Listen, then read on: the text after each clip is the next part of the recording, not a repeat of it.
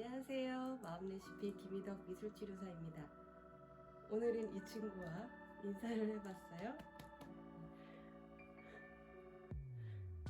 2020년 한 보름 정도 남았어요. 기온이 어느덧 뚝 떨어져서 눈도 왔고 제법 겨울 같은 날씨입니다. 그래서인지 조금 쓸쓸하고 아쉬운 마음이 많이 들어요. 2020년 어떠셨어요? 매우 좀 특별했던 한 해였죠. 올해 2월에 코로나 바이러스가 확산되면서 3월쯤에는 사회적 거리두기로 모든 일상에 변화가 있었습니다. 2020년 우리 올 한 해를 정리하는 작업을 좀 해보려고 합니다. 우선 제가 3월쯤에 그린 그림을 좀 보여드릴게요. 이때가 사회적 거리두기를 시작할 쯤이었거든요. 제가 자주 쓰는 이미지 카드 작업인데 그때 당시에는 이 이미지가 떠올랐어요. 그래서 이 이미지를 갖고 초반에 작업을 해봤거든요. 이거는 3월 중순쯤에 했었어요. 3월 26일. 아까의 그림과는 조금 다르죠? 외줄에 좀 이미지가 가까이 와 있고 주변에 장대 끝에는 조명 대신 빈 바구니가 있습니다. 지금 이 빈 바구니를 이렇게 장대에 매달고 외줄타기 하는 기분이 어땠을까요? 한번 상상해 보세요. 매우 불안정했겠죠. 흔들흔들 거리면서 비틀비틀 거리면서 어떻게 하면 떨어지지 않으려고 온몸에 안간 힘을 쓰고 힘을 쓰면 쓸수록 균형점은 맞춰지지 않아서 더욱 불안하고 그럴 때 도움이 되는 게 적절한 무게의 양쪽 바구니였어요. 그 바구니에 무엇을 담을까? 그리고 담지 못하는 건 어떻게 버릴까? 그리고 나는 무엇을 향해 가는가?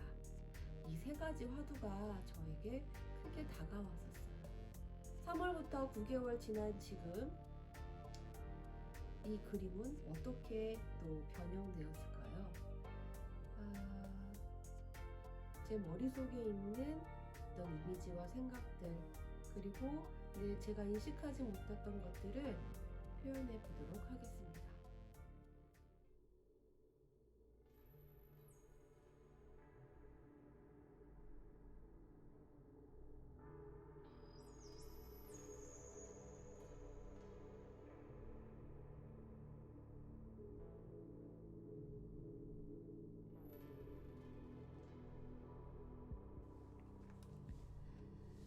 저에게 2020년에 대한 느낌은 어두움입니다. 종이를 어둡게 느껴지는 색들로 채우겠습니다. 예측하지 못한 어떤 바이러스를 만나 난데없는 사회적 거리두기로 우린 공동체를 잃었어요. 여럿이 모여 함께하는 즐거움을 누리며 쾌락과 성장을 누려왔지만 이제 서로 거리를 두며 모이지 못하고 모임을 할 수 있는 장소도 하나둘씩 사라지고 있어요. 그리고 자연스럽게 일자리들도 사라지고 있고요. 저도 이런 상황에서 피해갈 수 없었습니다. 저는 학교에 나가서 집단 예술 치유 프로그램을 진행하는데 코로나로 인해 아이들은 학교 대신 집에서 온라인 수업을 하게 되었고 학교 현장을 잃은 저는 앞이 깜깜해지더라고요. 그때를 회상하면 정말 다양한 색이 있음에도 불구하고 검정색을 짚게 되네요. 도대체 이 깜깜한 앞날에 내가 무엇을 할 수 있을까 고민을 참 많이 했어요. 그건 비단 저뿐만은 아닐 거라 생각해요. 사업을 접고 가게 문을 닫아야 했을 거고요. 수험생들과 학부형들은 어땠을까 싶어요. 우리가 어떻게 할 수 없는 일을 맞닥뜨리고 나니 내가 가진 게 보이지 않고 내 앞날이 보이지 않아 너무너무 심란했습니다. 우울한 시간도 많이 보냈어요. 그리고 제가 가진 직업에 대한 처우가 매우 열악함을 여러 번 깨닫고 좌절감을 느끼기도 했죠. 그래도 먹고는 살아야 하니 대면 상담 대신 무엇을 할 수 있을까? 질문을 던지며 해외 사례, 기사, 세미나 자료를 열심히 찾아 읽어가며 돌파구를 찾으려고 고군분투했습니다. 다행히 제가 소속된 마음톡톡 교실 힐링에선 발빠르게 온라인 집단 상담으로 진행하기로 방향을 다시 잡았어요.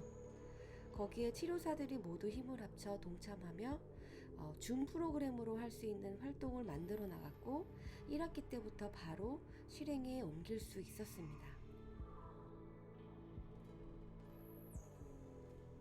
특수 재질인 우둘두둘한 질감을 가진 종이이다 보니 아무리 진하게 칠해도 곳곳에 흰 곳이 보이네요. 이 재료가 세상은 그리 어두운 것만은 아니야 라고 말하는 것 같기도 하고 자세히 들여다보면 우리 안에 해답이 있을 거야 라고 하는 것 같아요. 그래도 이 공간은 메꾸고 싶은데요. 이럴 때 해결해 줄 수 있는 것이 있죠. 오일 파스텔을 녹여주는 오일이에요. 코코넛 오일, 올리브 오일, 식용유, 바디 오일 다 가능해요. 오일과 오일이 만나면 서로를 부드럽게 녹여주거든요. 요걸로 빈 공간을 촘촘히 채워보겠습니다. 손으로 찍어서 문질문질. 색감이 좀 더 짙어지고 선명해지는데요. 이 안의 공간이 이렇게 채워지고 있어요. 이건 해보셔야 알 것 같은데 오일 파스텔과 코코넛 오일이 만나서 서로를 녹이면서 부드럽게 퍼지는 이 느낌이 굉장히 마음을 편안하게 하네요. 어두운 기억보다는 말캉말캉하게 만들었던 기억도 함께 떠오릅니다.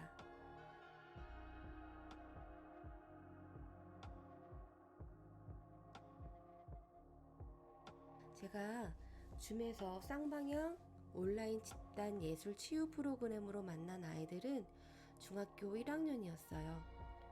중학교 친구들을 보면 표정이 세상 다 귀찮다 하는 얼굴을 하고 있잖아요. 줌에서는 좀 더 심해요.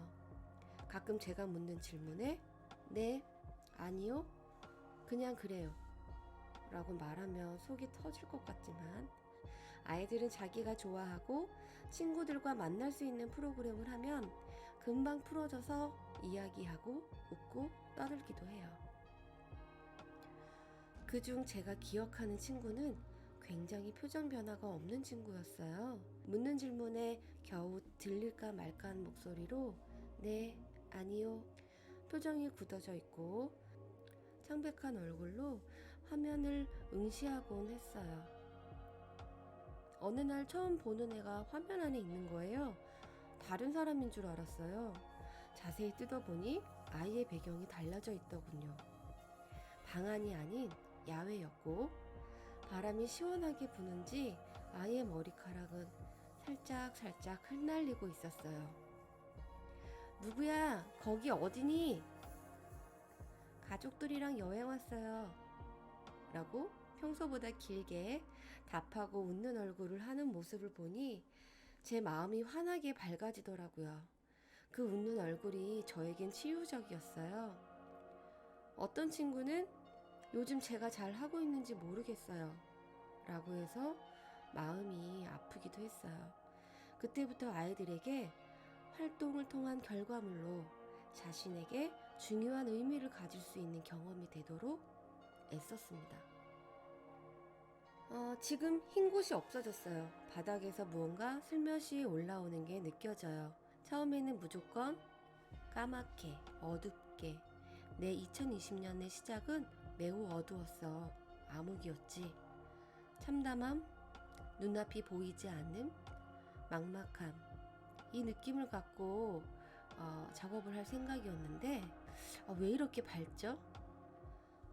이렇게 돌아보니 좋았던 순간들도 있었어요. 화면상에서라도 아이들을 만날 수 있었던 거, 주변에 있는 가까운 사람들의 소중함을 알 수 있었고요. 여기에 간절한 마음 하나를 심어놨어요. 내년은 어떤 삶을 살 수 있을까? 잘 살 수 있을까? 더 힘들지 않을까? 1년을 잘 돌아보니 희망은 달리 있는 게 아닌 것 같아요. 끊임없이 주변과의 나눔, 만남을 통해 현재를 공유하는 것. 내가 지금 여기에서 할 수 있는 것들을 구별해서 해 나가는 게 희망이라고 생각해요. 저는 여기에 있고 바깥으로 나가는 문이 저기 있어요. 얼마 정도 걸리는지 모르겠어요. 기왕 이렇게 혼자만의 시간을 갖게 되었고 거리두기를 통해서 나와 보내는 시간이 늘어난 만큼 조금 더 활용해 봐야겠다. 이 터널 안에서 나는 무엇을 할 수 있을까?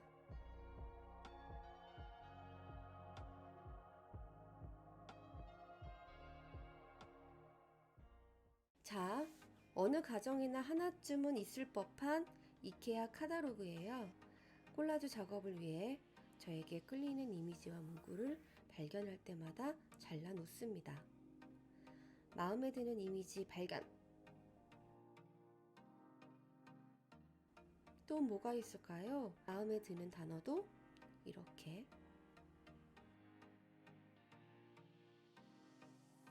안을 비춰줄 수 있는 것으로 뭐가 좋을지 의미 있게 다가오는 단어들도 잘라서 표현할 수 있어요. 제가 올 한 해 발견한 게 생각보다 많은데요. 일단 제가 이걸 고른 건 어두운 터널 안에서도 불을 밝혀서 제가 갖고 있는 것에 대해 궁금증을 갖고 계속 안을 들여다봤기 때문이에요. 물론 불이 꺼지는 순간도 있었죠. 그래서 촛불이 더 마음에 드는데요. 내가 가진 것이 아무것도 없다고 느끼고 내가 세상에서 잊혀질 수도 있겠구나 하는 두려움이 엄습한 적이 있었어요. 제 안에 불을 밝히기 위한 촛불이 되어준 건 3월부터 지금까지 하고 있는 모닝 루틴이에요. 명상으로 호흡을 정리하고 요가로 몸과 마음의 연결을 의식하고 아침 일기로 내가 지금 할 수 있는 일과 할 수 없는 일을 구분하여 변별력을 키웠습니다. 그리고 제가 해온 일을 정리하여 연구과제로 삼고 그 작업들을 담은 마음 레시피 채널을 열었어요. 이 어둠 속에서 나는 무엇을 발견하고 무엇을 할 수 있을까 스스로 질문을 해가면서요. 그 질문을 하는 과정에서 미술은 저에게 중요한 역할을 했어요. 예전에 그림 그리기를 좋아했던 모습을 기억하게 했고요. 감정을 따라가다 알아차리지 못했던 저와 만나게 했습니다. 그리고 이 상황, 관계, 과제 안에서 의미를 발견하고 수용할 수 있도록 도와주었습니다. 식물의 숨이 죽었다 살아나는 것처럼 몸과 마음도 어떻게 에너지가 흐르냐에 따라서 달라져요. 몸과 마음의 에너지는 서로 상호작용하며 한쪽이 소진되면 다른 한쪽이 채워주며 회복과 균형감을 가질 수 있도록 합니다. 사회적 거리두기로 느꼈던 고립감은 사람들의 다양한 접촉을 통해 벗어날 수 있었어요. 차 티백을 무심코 건네주고 어려움에 처해 있을 때 두서없는 제 얘기를 가만히 귀 기울여 들어주고 때 되면 작은 선물을 보내고 잘하고 있다고 응원해주는 사람들. 이들의 공통점을 살펴보니 고마워할 줄 아는 사람들이었어요. 고마움이 만들어내는 마음의 품은 누군가를 향한 나눔, 정, 배려로 연대를 갖게 함을 알았습니다. 이런 상황에서도 그럼에도 불구하고 전 소중한 인연들로부터 고마움을 배웠습니다. 이렇게 의미를 심는 작업은 내담자와 함께하는 마지막 시간에 해요. 떠나는 이에게 쌈짓돈 하나를 챙겨주는 것처럼요.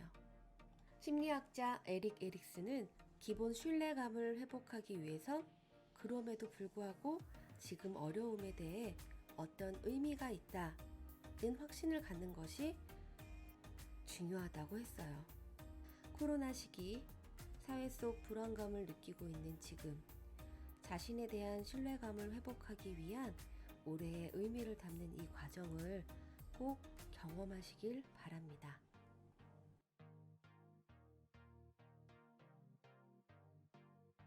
이렇게 하고 보니 막막함만 있었던 게 아니네요.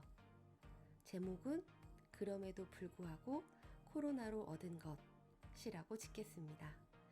완성된 작품을 보니 저 터널 입구는 잘 보이지 않는데요. 여기 안에서도 충분히 잘 살아왔구나. 제 자신이 힘을 좀 받았어요. 이번 작업을 통해서요. 자, 여러분의 1년은 어떠셨나요? 제가 한 가지 제안을 해드릴게요. A4지 한 장을 준비해 주세요. 그리고 거기에 내가 코로나로 잃은 것, 그리고 얻은 것, 그 목록을 쭉 적어보시고요. 그럼에도 불구하고 내가 할 수 있었던 게 무엇인지, 그리고 내년은 어떻게 나아갈 것인지 글로 한번 써보세요. 그리고 제가 기회가 된다면 저희 작업실에 초대해서 이 작업을 할 수 있는 시간을 만들어 보겠습니다. 연말 잘 보내세요. 건강하게 소중한 분들과 함께요. 꼭 만나지 않아도 전화로, 채팅으로, 영상으로 함께 하시길 바랍니다. 안녕. 연말 잘 보내세요.